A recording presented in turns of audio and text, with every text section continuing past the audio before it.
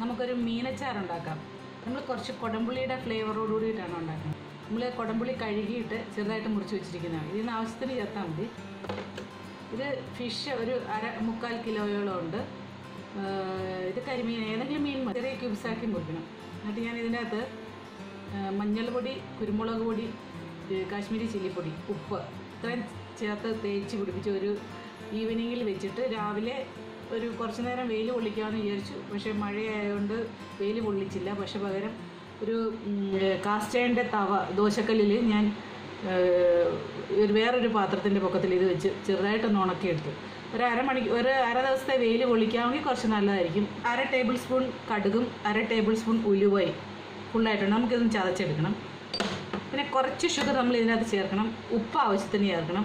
പിന്നെ വിനേഗർ, പിന്നെ sunflower oil, വെള്ളം, കുറച്ച് കായം ഒരു പിഞ്ച് വെള്ളം മതി. പിന്നെ പച്ചമുളക് ഞാനിത് കുറച്ച് കൂടുതൽ എടുത്തിട്ടുണ്ട്. എനിക്ക് ഇതിനകത്ത് പച്ചമുളക് കിടക്കുന്ന ഇഷ്ടമായതുകൊണ്ട് ഇത് മതി. പിന്നെ ഗാർലിക്ക് ഞാൻ കുറച്ച് കൂടുതൽ എടുത്തിട്ടുണ്ട്. ഇതിൻ്റെ പകുതിയാണെങ്കിലും മതി. പിന്നെ കറിവേപ്പില, പിന്നെ ഇഞ്ചി ചെറുതായിട്ട് അരിഞ്ഞത്. അപ്പോൾ നമുക്ക് തുടങ്ങാം. ആദ്യം നമുക്കിതൊന്ന് ഫ്രൈ ചെയ്തെടുക്കാം. ഇതിന് കുറച്ച് കൂടുതൽ എണ്ണയുള്ളതാണല്ലോ, ഇരിക്കാൻ വേണ്ടിയിട്ട് നമ്മൾ വേറെ പ്രിസർവേറ്റീവ്സ് ചേർക്കാത്തതുകൊണ്ട് ഷുഗർ, സോൾട്ട്, ഓയിൽ, വിനേഗർ അതെല്ലാം അതിൻ്റെ അകത്ത് പ്രിസർവേറ്റീവ്സ് ആയിട്ട് വരുന്നത്. പിന്നെ നമ്മുടെ ചില്ലി പൗഡർ, ഉലുവ, കടുക് ഇതെല്ലാം പ്രിസർവേറ്റീവ്സ് ആണ്. ഫിഷ് ഒന്ന് ഫ്രൈ ചെയ്യാൻ വേണ്ടി ഞാനിപ്പോൾ നോൺ സ്റ്റിക്കിൻ്റെ ആണ് എടുക്കുന്നത്. നമുക്ക് ഓയിൽ ചൂടായിട്ടുണ്ട്, നമുക്ക് ഫിഷ് ഇട്ട് കൊടുക്കാം.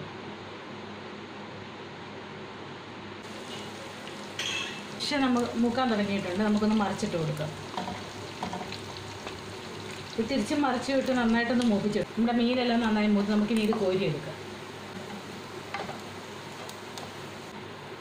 നമുക്ക് ഇഞ്ചി, പച്ചമുളക്, കറിവേപ്പില ഇതെല്ലാം കൂടി ഒന്ന് വാട്ടാം.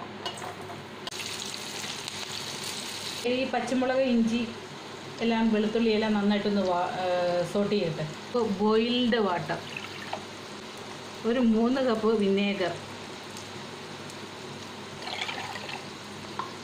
ഒരു 2 ടേബിൾ സ്പൂൺ ഷുഗർ ഓരോരുത്തരുടെ ഇഷ്ടം അനുസരിച്ച്,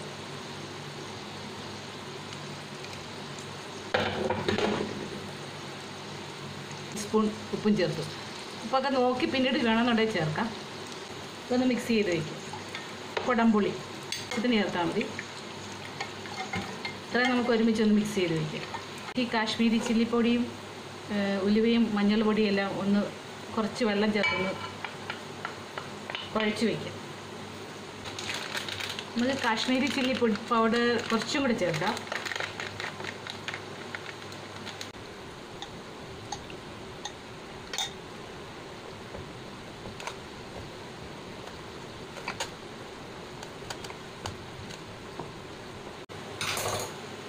നമുക്കിതിലേക്ക് ഒരൽപ്പം കായവും ചേർക്കാം.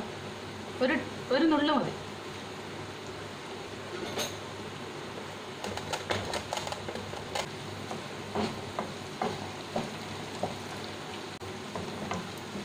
പച്ചമുളകും വെളുത്തുള്ളിയും എല്ലാം മൂത്തിട്ടുണ്ട്. നമുക്കിനി അത് കോരിയെടുക്കാം.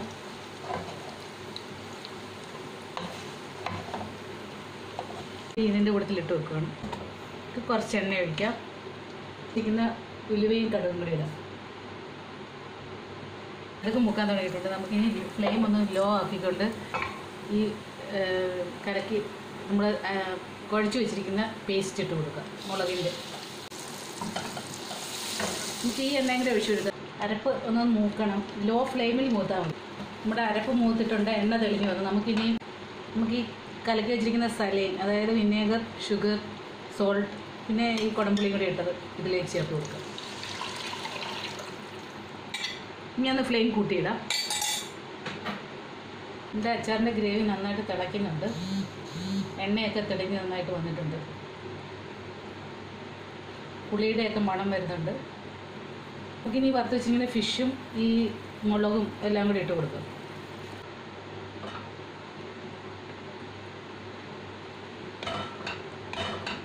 നമുക്കിനി ലോ ഫ്ലെയിമിലൊന്ന് കുറച്ച് നേരം ഇടാം. ഉപ്പൊരു കുറച്ച് കുറവാണ്. നമുക്ക് കുറച്ചുകൂടി ഉപ്പ് ചേർക്കാം. ഉപ്പ്, എരിവ്, പുളിയെല്ലാം നല്ല കറക്റ്റാണ്. കുടംപുളിയുടെ ടേസ്റ്റ് നന്നായിട്ട് കിട്ടുന്നുണ്ട്. അപ്പോൾ നമുക്കിനി ഇത് ഓഫ് ചെയ്തിടാം. അടുത്ത കഴിയുമ്പോൾ നമുക്കിത് ബോട്ടിലിട്ട് വയ്ക്കാം. ഇടയ്ക്കിടയ്ക്ക് ഇളക്കി കൊടുത്തുകൊണ്ടിരിക്കണം. പ്രധാനപ്പെട്ട കാര്യം പറയാൻ മറന്നു വരുന്നു. നമ്മൾ പുളി കഴിക്കണമെന്ന് ഇപ്പോൾ ഈ അച്ചാറിൻ്റെ അകത്ത് പുളി കടന്നാലൊരു ചെറിയ ചവർപ്പ് കാണും. അത് ഇരിക്കുന്നതോറും കുറച്ചുകൂടി ചവർപ്പ് ഇറങ്ങുകയും ചെയ്യും, കുടംപുളി ആയതുകൊണ്ട്. അപ്പോൾ അതിഷ്ടമുള്ളവർ ഇതെടുത്ത് മാറ്റണ്ട, കാരണം അത് ആരോഗ്യത്തിന് നല്ലതാണ്. പിന്നെ ഒരു ചെറിയ ചവർപ്പ്, ഒരു ചെറിയ കയ്പൊക്കെ വരുമെന്നേ ഉള്ളൂ. അതല്ല എങ്കിൽ നിങ്ങൾക്ക് കുടംപുളിയുടെ ഫ്ലേവർ അത്രയ്ക്ക് ഇഷ്ടമില്ല, ഇരുന്ന് കഴിഞ്ഞാൽ ശരിക്കും ഒരു കറച്ചവ പോലെ വരും. അതിഷ്ടമില്ല എന്നുള്ളവർ നമ്മൾ കറി തണുക്കുന്നതിന് മുന്നേ തന്നെ നമ്മൾ കുറച്ചൊന്ന് ഇച്ചിരി ഇളക്കി ഒന്ന് ഫ്ലേവർ വരുമ്പോഴേ തന്നെ എടുത്ത് മാറ്റാം.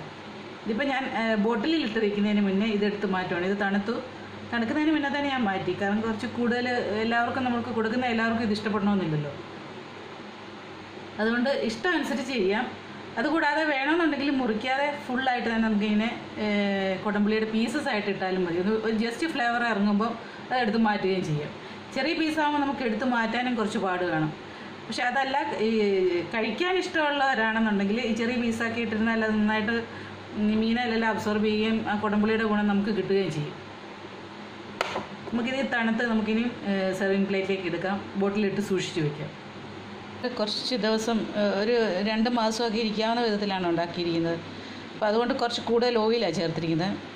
അപ്പം നമുക്ക് അധികം സൂക്ഷിക്കേണ്ട ആവശ്യമില്ല എന്നുണ്ടെങ്കിൽ ഓയിലിൻ്റെ അളവ് കുറയ്ക്കാം.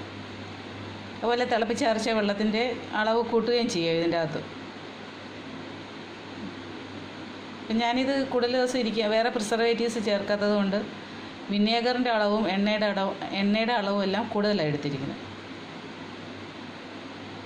നല്ല രുചിയുണ്ട്. ഇതെല്ലാവരും ട്രൈ ചെയ്യണം. ഏത് ഫിഷ് വെച്ച് വേണമെങ്കിലും ചെയ്യാം. Thanks for watching.